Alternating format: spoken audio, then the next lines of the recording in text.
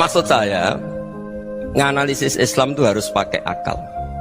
Dan akal yang dipakai, ini saya bawa ke kitab Ihya, adalah pikiran-pikiran para ulama. Makanya ketika Imam Ghazali ketika ditanya, kalau kalian ketemu orang fasik, orang Islam tapi fasik, perilakunya nggak ada yang benar. Kata Imam Ghazali jawabnya lucu, aneh. Ma min muslimin illa wa islamuhu ta'ah. Tidak ada orang Islam kecuali dia mau Islam, membenarkan Allah dan Rasul itu sudah taatnya dia.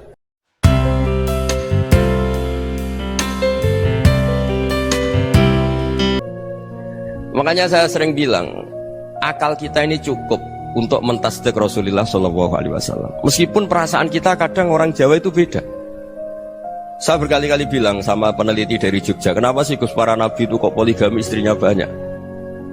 Nabi Dawud katanya itu berapa? Nabi Sulaiman malah jumlahnya agak terbatas ini.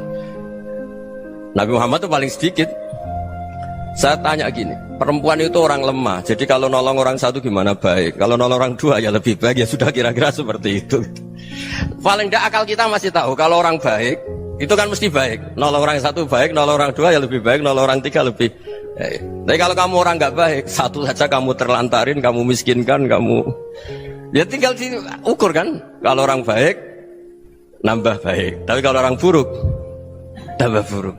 Nah itu akal. Akal kita bisa menganalisis kenapa sih nikah itu ada yang poligami, ada yang enggak. Sudah ukur saja diri kamu.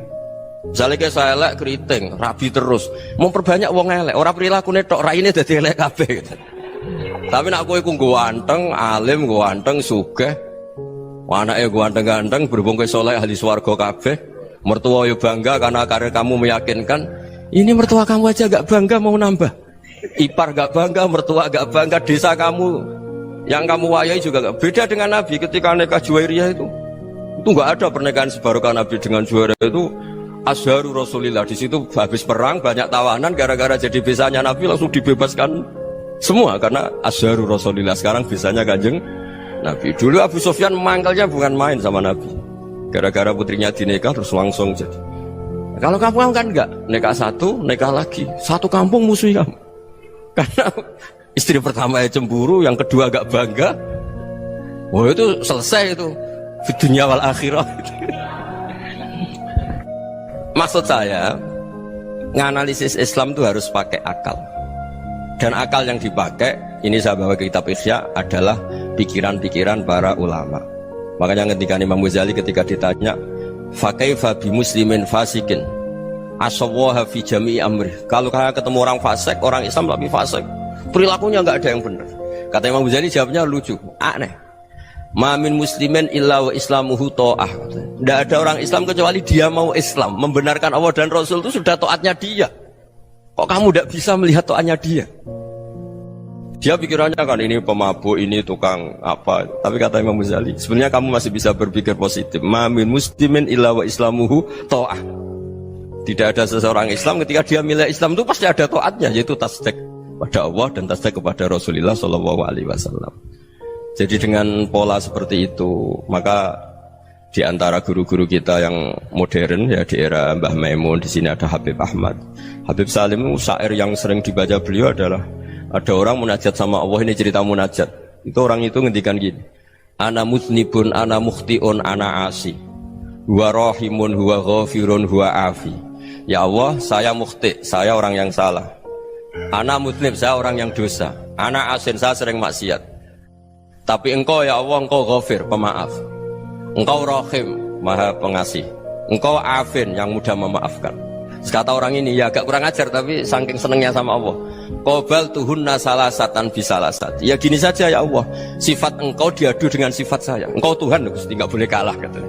Terus wasatah liban ausofu ausofi, dan engkau pasti pemenangnya gitu. Jadi ada orang rayu Allah dengan cara seperti itu ya ada ya. Saya ini manusia, salah saya banyak. Engkau ampunannya banyak. Engkau Tuhan, Gusti, nggak boleh ampunan Anda, ampunan engkau kalah dengan salah saya. Nggak boleh Tuhan kok kalah. Jadi untuk supaya orang punya harapan gitu.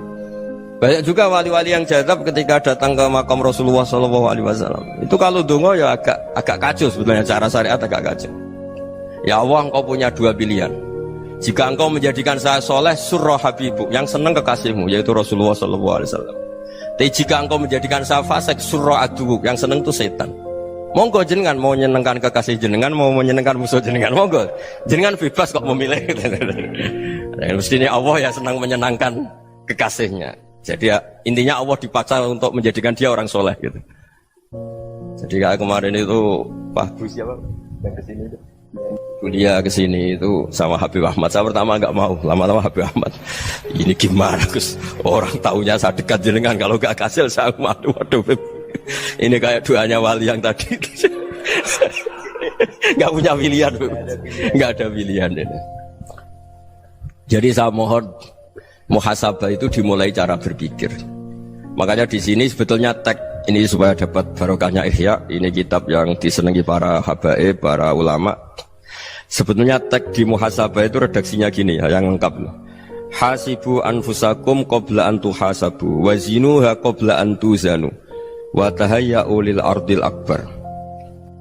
Jadi ada kata wazinu, jadi ukur. Perilaku Anda ini diukur, ditakar. Misalnya kita sebagai suami kan ya punya hal-hal yang kita tidak ideal. Corong Jawa mesti pesek, cara rezeki ya pas-pasan ya. Dan kita juga kalau makanya agak boleh tanya istri begini, apa saat cinta pertama Anda? Pasti Anda kecewa. Orang jadi istri hanya korban terakhir itu. Sudah.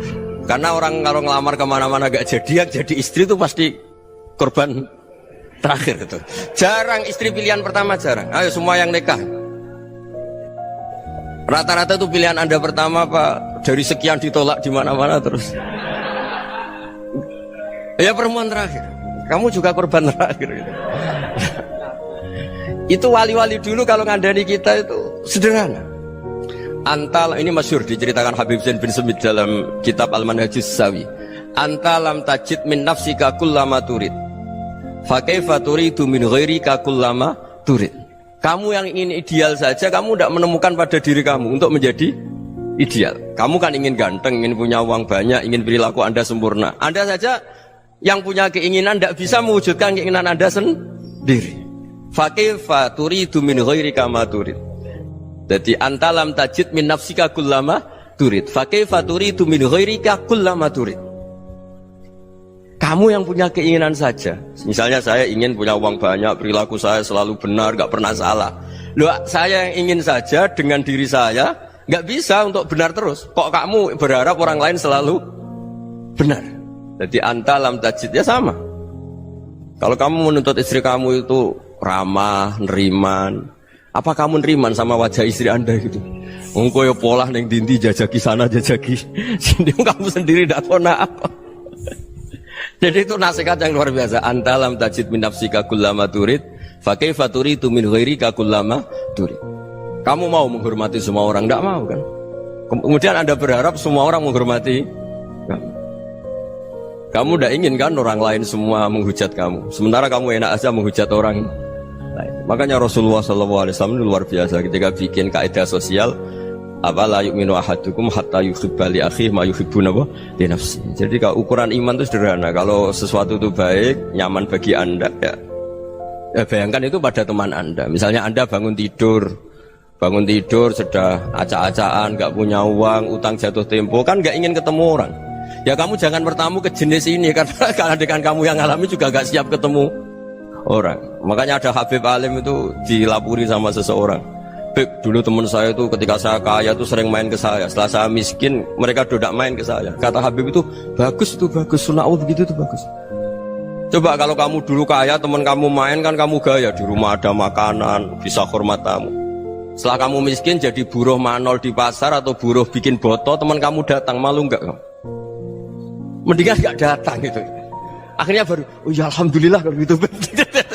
Loh ya kan dulu teman kita datang, kita ada Alphard, istri cantik, rumah bagus lah, kita miskin, buruhnya orang pas dibentak-bentak, teman kamu udah datang. Milih datang kamu enggak kalau setelah kamu jatuh? Enggak kan? Jadi barokahnya ilmu itu terus. Ya, tapi kadang-kadang orang tuh, wah setelah saya miskin teman-teman enggak kasih ke sini. Ya kalau kamu sudah jatuh, teman-teman kamu situ jadi tontonan. Ya mulai sekarang cara berpikir itu dirubah. Dulu yang namanya kiai itu kalau diundang orang itu ya agak-agak senang. Semenjak saya itu agak rubah. Mengundang kiai, ngatur kiai itu tak haram-haramkan ya ada lumayan lah sekarang itu sudah mulai agak beretika. Dulu tuh ngundang tuh tanggalnya ditentukan, jamnya ditentukan. Enggak mikir apa kiai saat itu nganggur, enggak. Punya wadifah, enggak. Dia milih tanggal yang dia nganggur, enggak mikir pas itu kiainya nganggur apa, enggak. Ya saya hanya cerita aja, kamu tersinggung ya monggo, boten nggih monggo itu kan. Jadi saya mohon lah supaya tadi saya juga matur ke Habib Ahmad. Jadi untuk orang merasa ikut sunnah Rasul itu gampang sekali kata Sayyid Muhammad. Dulu Nabi berpakaian ala daerahnya. Kalau mikot ya pakai mikotu baladi. Karena Nabi orang Madinah dan beliau berdomisili di Madinah ya misalnya mikotnya dari Bir Ali misalnya. Tapi kalau anda orang kawasan Tanim mau umrah ya dari Tanim. Misalnya kawasan Jirona ya dari Jirona. Artinya apa? Kamu ngambil mikot karena Nabi mikot misalnya dari Bir Ali.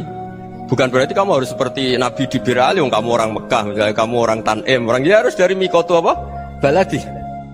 Sama, makanya di fikih-fikih itu kalau tahnik anak, Nabi orang Arab, halawiyatnya kurma ya kurma. Kalau orang Jawa sedegan, semua bodoh-bodoh. Ya bodoh-bodoh manis. Jadi ini tabaruk sama Sayyid Muhammad, ini ada murid beliau Habib Ahmad, saya baca supaya orang itu merasa ikut Nabi itu gampang sekali. Ini saya baca ya di halaman tadi disaksikan Habib Ahmad 433 di kitab apa begini Manhajus Salaf fi Fahmin Nusus. Itu kata Sayyid Muhammad wa kanat sunnatu Rasulillah annahu yat'amu ma yajiduhu fi ardi wa yalbasu ma yajidu wa yarkabu ma yajidu mimma abahu wa ta'ala. Faman istamala ma yajiduhu fi ardi fa huwa al-muttabi' lis sunnah. Kama anau hajjal baita min madinati faman hajjal baita min madinati nafsi fa huwa al-muttabi' li sunnah wa illam takun hadhil madinatu tilka. Jadi intinya misalnya Nabi dulu itu ngasih sedekah kepada fakir miskin ya pakai dinar dirham. Ya kalau orang misalnya sedekah pakai rupiah ya sudah ikut sunnah Nabi. Jangan lu Nabi pakai dinar loh, kamu kok pakai rupiah. Dulu dinarnya Nabi udah ada tulisannya Bank Indonesia, kamu ada tulisannya Bank. Ya tidak ada seperti itu. Ya jadi misalnya Nabi sedekah pakai tamar atau pakai al-aqid, ya kita pakai beras, pakai apa supaya orang tuh bahwa Rasulullah itu milik kafatal linnas, milik semuanya, sehingga merasa ikut sunnah Nabi itu ya semuanya. Makanya dulu Mbah Mun kalau motivasi saya supaya bombong, kalau orang Jawa bilang bombong, wong Jawa mesti ono wong alim. Beliau menyontohkan mas itu Mbah Fadol, Senori, Mbah Ihsan Jambes, itu bisa ngarang-ngarang kitab luar biasa, padahal beliau bukan orang Arab. Imam Sibawayh itu orang Persia, Imam Ghazali orang Tus itu juga ikut Persia. Kata Imam Mun, wong sing ora Arab lah mesti untuk jatah alim kata beliau. Karena Nabi itu diutus kafatal linnas. Nanti kalau orang yang alim itu Arab tok, berarti tidak ada perwakilan dari Afrika, dari Asia Tenggara, dari mana-mana. Makanya karena Nabi statusnya itu kafatal linnas. Jadi kita harus bangga sebagai Muslim, sebagai orang Indonesia karena misalnya Wali Kutub. Dulu terkenalnya hanya ada di Yaman, di mana. Ternyata pernah ada juga di Indonesia dan seperti Habib Abu Bakar Segaf Gresik. Jadi ya akhirnya kan tetap orang Indonesia meskipun beliau zuriyah Rasul kan ya sudah orang apa? Orang Indonesia. Zuriyahnya Habib Ali Simtuduror sekarang di Solo. Jadi Indonesia juga dapat Alawin banyak, dari Sadatin Alawin juga banyak. Jadi saya mohon barokahnya ngaji seperti ini. Melihat orang lain tuh gampang, bayangkan tuh kalau anak kamu. Makanya Nabi, nanti kalau nggak percaya lihat di Hikam nomor 15 di kitab saya itu.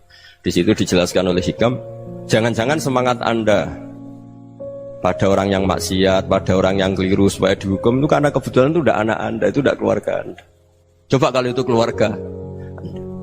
Makanya kalau saya guyonan di Jogja itu ada pembantu mecahkan piring terus dimarahi majikannya, saya mesti guyon gitu, pasti itu pembantunya tidak cantik. Kok bisa Gus? Andai kan cantik dan kamu senang mecahno piring satu, piring 1000 ora iso ngamuk kowe. Ternyata ngamuknya tuh karena mecahkan piring apa karena plus tidak cantik? Coba jawab para lelaki nih.